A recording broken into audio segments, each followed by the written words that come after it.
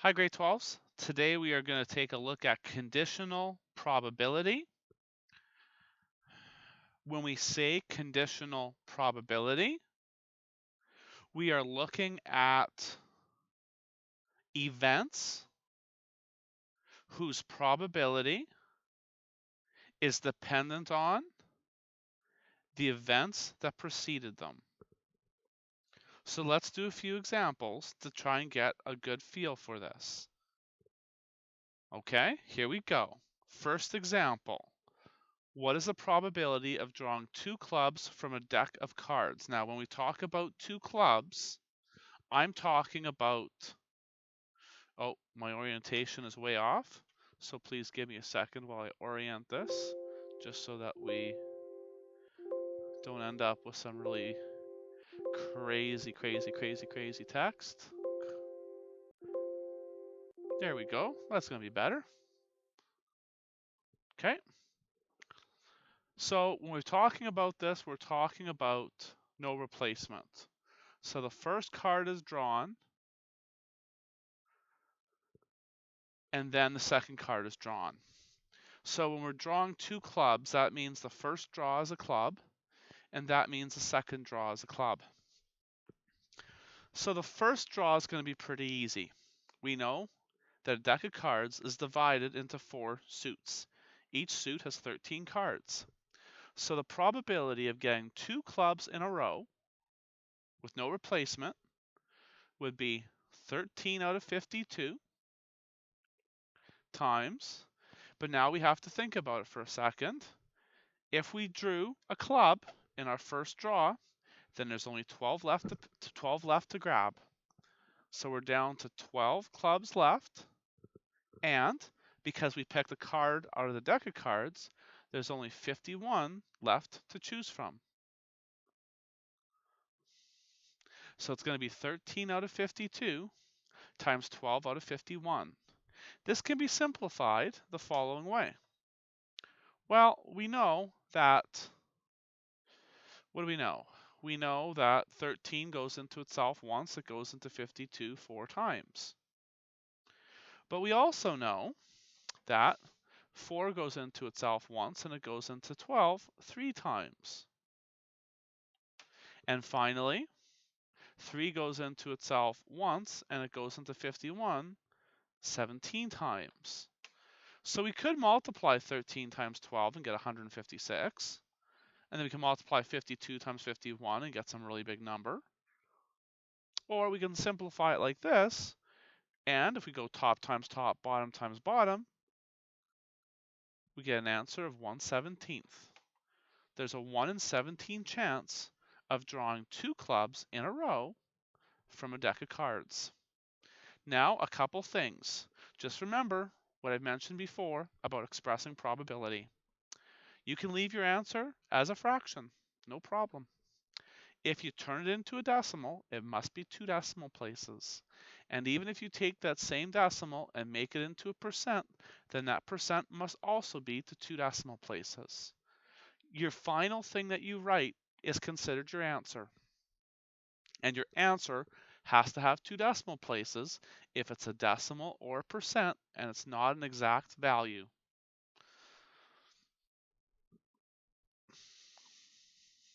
Okay, let's try another example.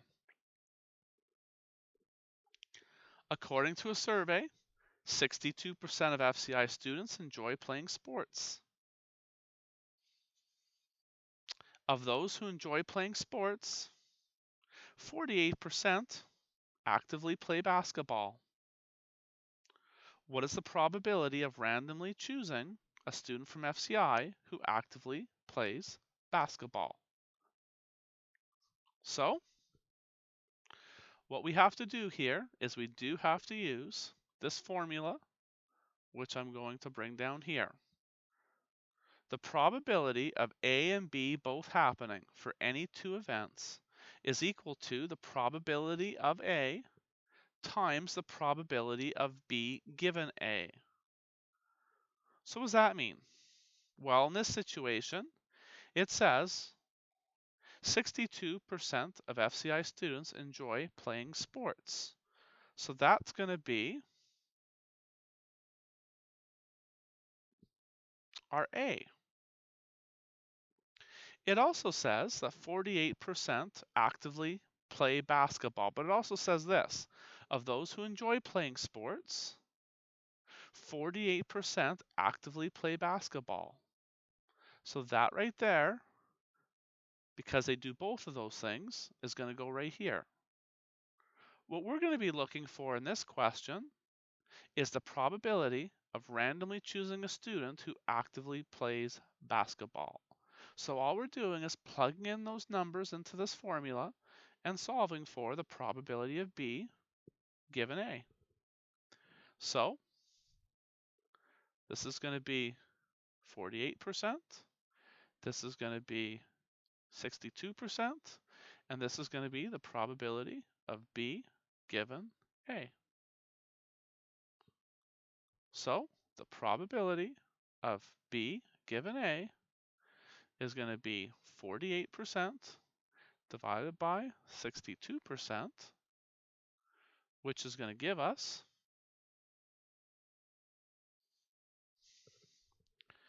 and take out my own calculator for this one,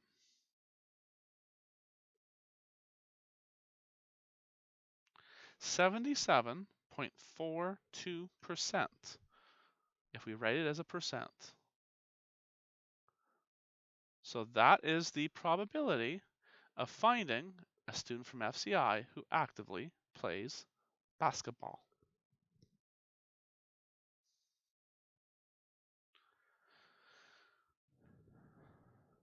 The last example is a classic. You're going to definitely want to put a star beside this question. This is a type of question that we do see time and time again on the provincial exam. The words will be a little bit different. The context will certainly be different. The numbers will look a little different, but this is a question that we see all the time on the exam. I would almost bet that on almost every one of the past exams, there's a question exactly like this.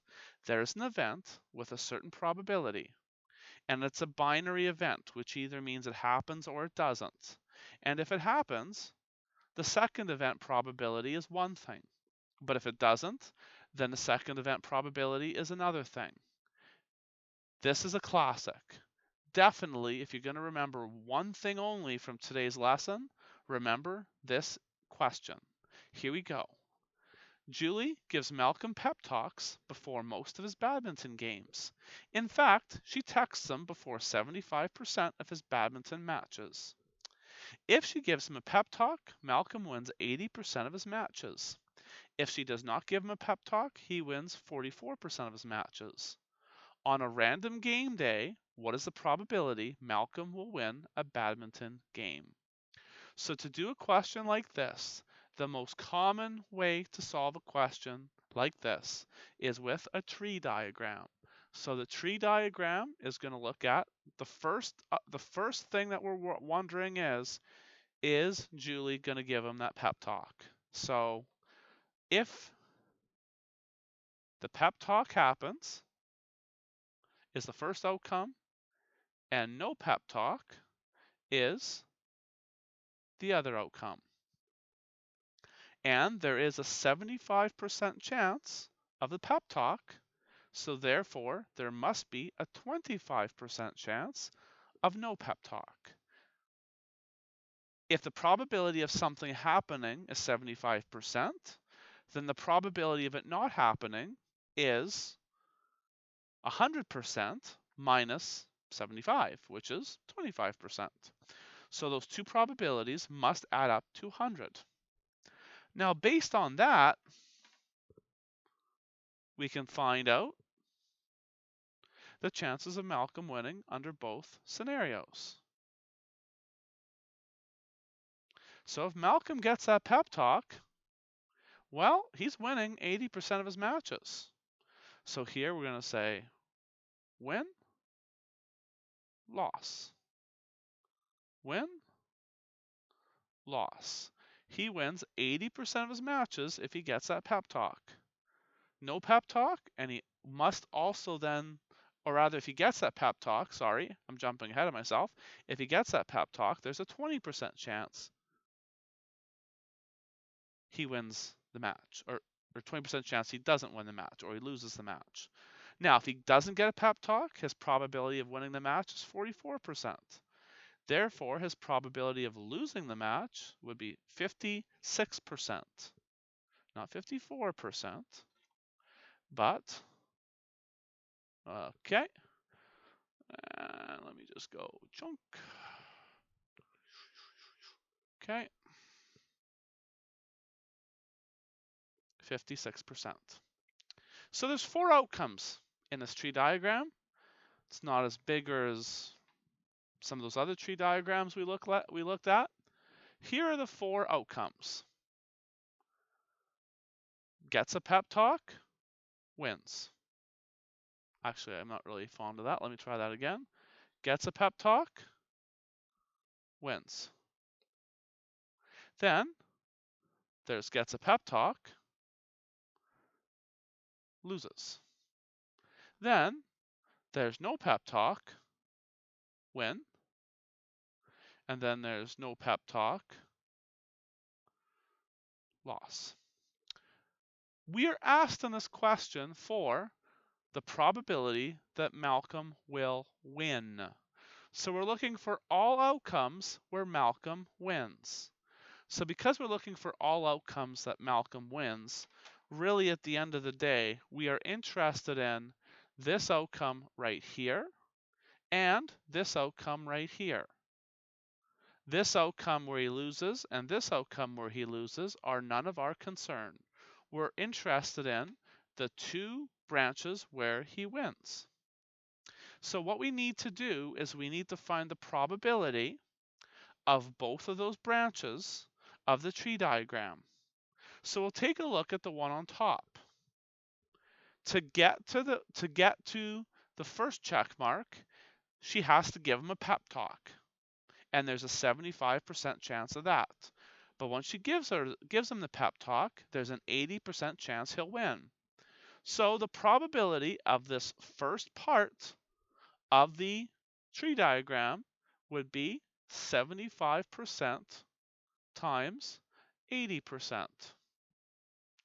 75% times 80%. Okay? And if we go down to the other check mark, well, first there's this probability of no pep talk, which would be 25%, and the probability of winning, which is 44%.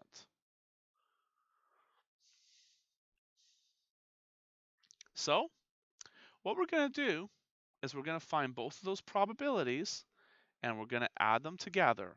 So in other words, we're going to take 0.75, the probability of Julie giving him a pep talk, times the probability of him winning, plus the probability of Julie not giving him a pep talk, times the probability of him winning. If we do those multiplications, we're going to get 0.60 here, and we're going to get 0.11 here. When we combine those together, we're going to get 0.71 or 71%. Now you'll notice I didn't put 71.00%, and I didn't do that because in this special circumstance, it is exactly 0.71, so therefore it is exactly 71%.